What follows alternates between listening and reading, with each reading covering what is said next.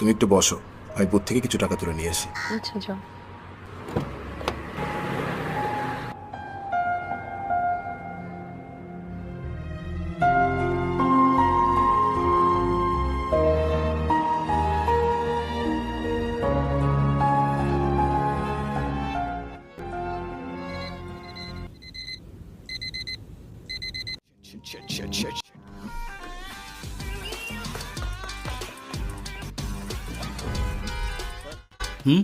আসতে পারি?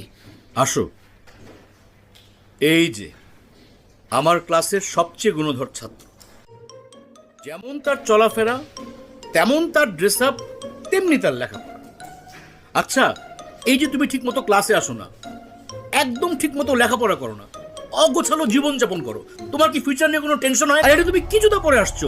দেখে তো মনে হচ্ছে বাথরুমের স্যান্ডেল।